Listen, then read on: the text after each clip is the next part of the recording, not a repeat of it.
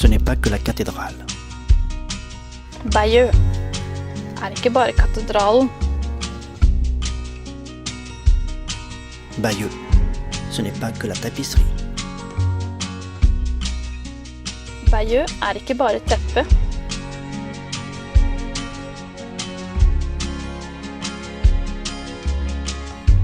Ou bien les plages du débarquement. Eller landgangsstrendene.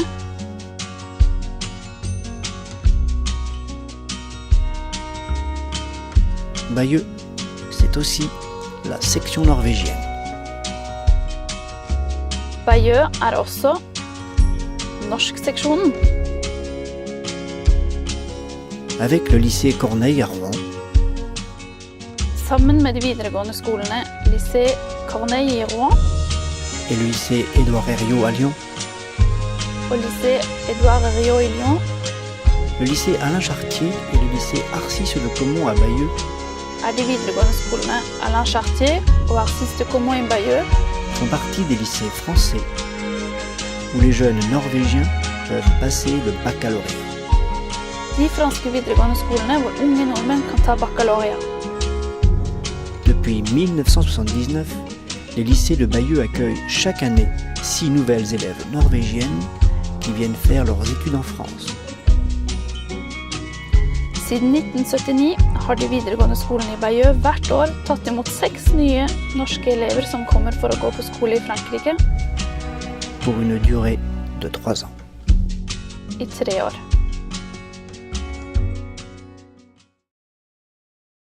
Il est important que ces jeunes filles, elles se sentent accueillies comme on voudrait que nos enfants le soient s'ils devaient partir à l'étranger. Et pour ça, on met tout en œuvre, pour qu'elles se sentent attendues.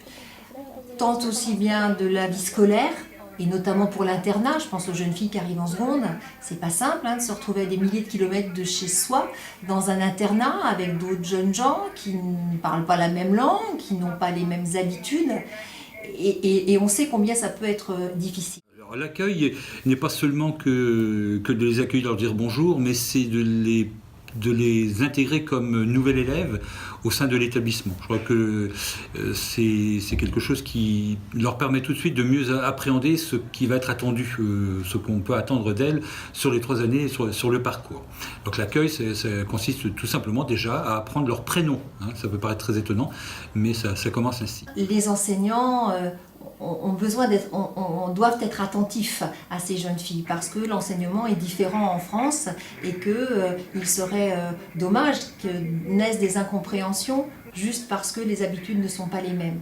Donc nos enseignants sont extrêmement vigilants à s'assurer que les jeunes filles suivent bien les enseignements, soient à l'aise. C'est aussi de réfléchir à ce qu'est leur culture et d'avoir une présence en fait quasiment norvégienne et une chose toute simple que l'on fabrique assez facilement avec elles, c'est d'avoir des temps et des espaces où la culture norvégienne s'exprime au sein de l'établissement.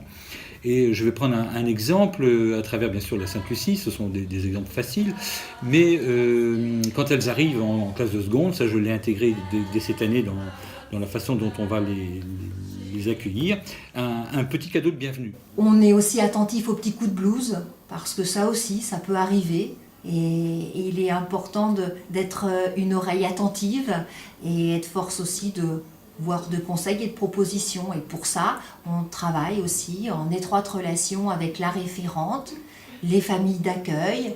Des rencontres avec les familles d'accueil, je crois que ça fait partie de la tradition, mais au-delà de la tradition, c'est le lien qui va se nouer dans l'histoire avec elles.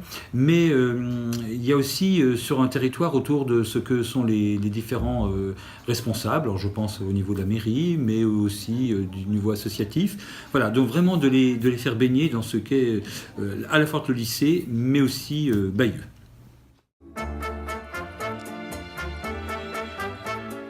J'ai du pot-au-feu, une langue fine, un peu de poitrine, un filet mignon. J'ai ma femme aussi, mais elle me chagrine avec ses clins d'œil aux garçons. Oh ma mère, que m'as-tu appris sur terre à me faire? En Norvège, on ne mange pas de la viande. Oui. Ouais. Il y a autre chose qui t'étonne dans l'alimentation française? Les organes, Et quels organes? Les abats? ouais, le cœur, le cerveau, les rognons de porc. Les rognons de porc? On mange pas en Norvège les rognons de porc? Je pense pas, non. Non. Est-ce que vous connaissez des plats norvégiens? Je ne connais pas du tout un plat norvégien. À part le saumon, mais c'est tout. Hein, je ne connais pas. Non. Pour nous, c'est un engagement qui date depuis de nombreuses années, puisque effectivement la section norvégienne à Bayeux, en ce qui concerne les femmes, donc existe depuis 1979, et c'est à peu près chaque année 6 Norvégiennes qui viennent sur Bayeux. Donc en général, j'essaie de les rencontrer. Nous essayons aussi d'avoir des relations assez privilégiées avec les proviseurs et les enseignants. Et en plus, nous avons la chance d'avoir dans l'équipe municipale une enseignante qui est très impliquée sur la section norvégienne. Et je trouve que c'est un formidable potentiel pour les jeunes de Bayeux et leurs familles que de découvrir d'autres cultures, donc une ouverture sur l'Europe.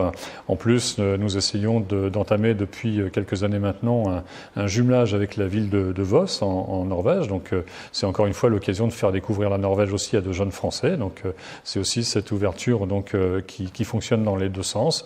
Et je connais personnellement des familles de Bayeux qui reçoivent des jeunes Norvégiennes sans pour autant aujourd'hui avoir des enfants scolarisés au lycée de Bayeux, mais pour qui c'est aussi une aventure, une très très belle aventure humaine, donc des échanges extraordinaires et d'ailleurs quand les jeunes quittent les familles, on a bien souvent des larmes et je trouve que c'est assez extraordinaire. Et puis quand la Sainte-Lucie est fêtée à Bayeux, sur la place du Château, sur la place de Gaulle, qui est un endroit historique localement, et ben c'est assez extraordinaire de voir ces jeunes femmes en tenue de leurs différentes régions, donc c'est un vrai vent de fraîcheur. Les 3 années à Bayeux, c'était une expérience formidable. Il y a plus de moments positifs que négatifs. Ce qui nous ont vraiment beaucoup nourris et apporté, c'est les échanges avec les jeunes, avec les familles d'accueil, et de vivre dans une petite ville typiquement française comme Bayeux. Ce qui était plus difficile, c'était la langue. On arrivait, on ne comprenait rien, on avait des mauvaises notes, c'était difficile à l'école. Mais on avait toujours des professeurs et des accompagnants, des familles d'accueil qui nous aidaient, qui nous soutenaient et qui, avec beaucoup de bienveillance, nous aidaient à ce qu'on donne le meilleur de nous-mêmes et pour nous aider à progresser et de toujours garder confiance. Les consuls honoraires, c'est une passerelle entre la Norvège et la Normandie. J'ai un rôle de soutien administratif quand il y a besoin de papier, que ce soit pour des touristes qui viennent en Normandie en vacances et aussi pour des Norvégiens qui habitent en Normandie. Il y a aussi des rôles de représentants quand il y a des événements culturels. Et les commémorations du débarquement, par exemple. Et le plus intéressant, c'est d'essayer d'utiliser mon réseau en Normandie pour faire le lien entre des Normands qui veulent des renseignements et des contacts en Norvège et des Norvégiens qui ont besoin de renseignements, qui viennent en France, qui ont besoin de connaître les entreprises en Normandie. Je pense que la responsable de la section norvégienne, elle sait qu'elle peut compter sur moi quand elle en a besoin. Je pense que mon rôle, c'est un rôle assez pratique et administratif pour aider les Norvégiennes quand elles doivent remplir un formulaire, aller voir l'agent immobilier pour leur appartement, etc. Et je pense que dans le futur, il y a un rôle que je pourrais avoir, parce que je connais les deux côtés, c'est peut-être un lien plus fort avec les familles d'accueil. Quand Ingrid est arrivée en seconde, c'était vraiment difficile pour elle le français. Et à cette occasion, elle avait un livre inconnu à cette adresse à lire. Comme c'était vraiment difficile pour elle, j'ai pris le temps de lire ce livre et on l'a décortiqué ensemble. On a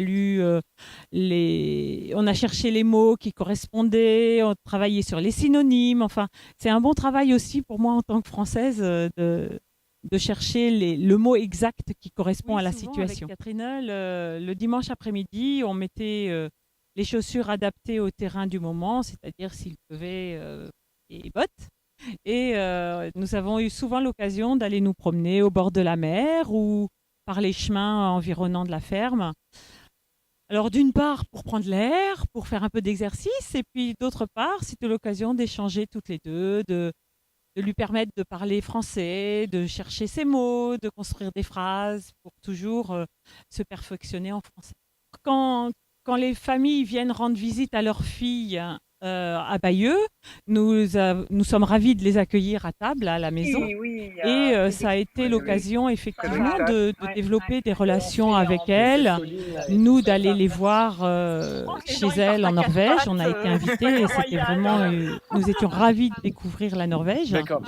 Et au travers de ça, nos enfants aussi, notre fille passait 5 semaines dans un lycée en Norvège et notre fils a fait un stage dans une exploitation agricole aussi au sud d'Oslo.